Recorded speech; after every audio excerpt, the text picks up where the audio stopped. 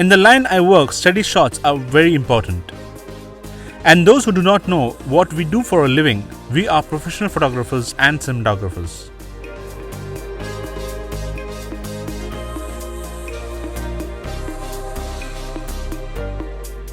Three-axis motorized gimbals have become increasingly popular camera tools to smooth out movements while shooting video with a mirrorless or DSLR cameras. The problem I have run into with the larger cameras is that many of the single-handed gimbals don't have quite enough power to really work with the larger cameras. And the gimbals which are available in the market like the DJI Ronin are very expensive. That's where the Zhiyun Crane 2 is perfect for the larger mirrorless or DSLR cameras and even has a follow focus knob which works with Canon 5D Mark III and Mark IV. Let's unbox it and we shall see what does it come with. Zhiyun includes this anti-shock bag with it and is great as you don't need to hunt for a bag now. Let's see what we have inside the bag. We got the paperwork, the bag belt, battery charger, batteries, and tripod stand for the gimbal. This is the Zhiyun Crane 2. This is not to be confused with the original Crane or the Crane V2. This is an entirely new design, much larger gimbal that can handle much larger cameras. Now, first of all, a warning to those who are new to motorized gimbals. This is not just a device that can be grabbed and attach a camera to it and start running around and expect smooth shots. Here's something you need to do first of all. Correctly balance your camera on the gimbal. Once you set up the gimbal, it should stay and hold in any direction you point it at. You need to do some practice in terms of technique. Much smoother walk. Bend down your knees a little bit and also need to learn to keep your arms very limber so that you can separate the movement of your body from the movement of your gimbal. If your camera or lens has an image stabilizer, turn that on just to experiment to see if that helps. Here is the comparison we did with the gimbal and the Steadicam.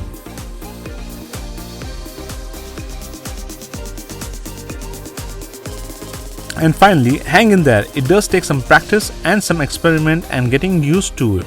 Once you do that, you will get really beautiful shots. Another really nice feature they have added to the Crane 2 is a quick release plate with a Manfrotto styling. That is to say that you can actually detach from the gimbal itself and attach to a Manfrotto tripod head, and so it makes it much faster to switch back and forth between tripod and gimbal. Another feature on the Crane 2 is that it has an OLED screen that is helpful because now you can know exactly which mode you are in without having to guess. It also gives you battery status, which is really helpful, and it also tells you whether or not you are connected or available to connect with Bluetooth, and allows you to navigate through menus and change some of the settings directly on the gimbal itself. The menu allows you to change a variety of settings, including the weight of your overall payload.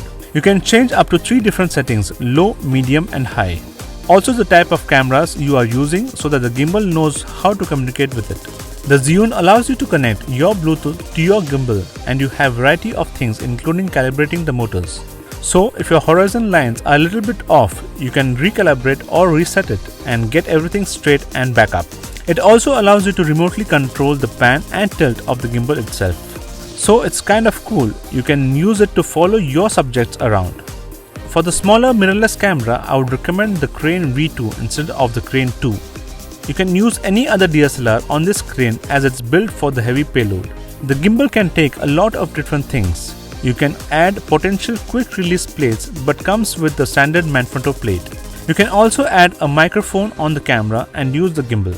Now this is a hefty gimbal and weighs nearly 3 kg with a Nikon D810 and 24-70mm lens. Follow focus knob on the side of the gimbal handle is really nice if you are working with the Canon 5D Mark III or the Mark IV. Unfortunately, it does not work with the other cameras because of the limitation of the manufacturers and not the gimbal itself. For those who are shooting with other camera, not to worry, as you can still control some of the settings depending on the camera you are using here on the chart.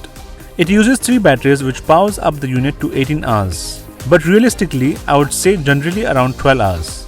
But that still is a fantastic performance for any filmmakers. And if you have a full production throughout the day, then this should suit you great. There are 3 different modes on the Crane 2. First of all, the PF or the pan follow mode, which is the default mode. This keeps the horizon line on the tilt axis straight. It allows you to pan left or right by twisting the gimbal handle left or right. You can also adjust the tilt of horizon by using the joystick on the handle. Push up to point up or push down to point down. The L mode or the lock mode. It is really one of my favorites for getting shots which look like jib arm or crane shots. It's kind of established shots you see in movies. In this mode, the camera remains pointed at the same place by tilting or panning to adapt to your movements. You get this mode from the default PF mode by pressing the mode button once. The F mode or the follow mode. If you want to move the gimbal handle to control both the pan and the tilt, then this is the mode for you. The panning and tilting with the gimbal is a little bit smoother than the joystick itself.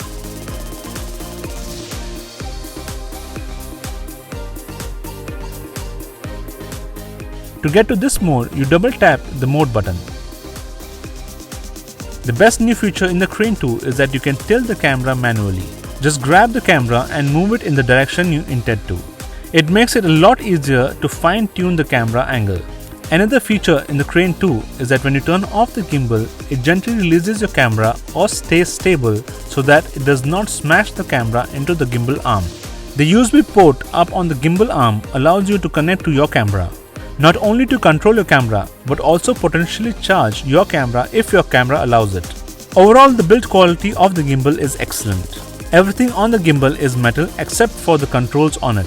The actual dial that you can spin to change the setting in the menu is a little stiffer, but it just takes a few minutes to get used to it.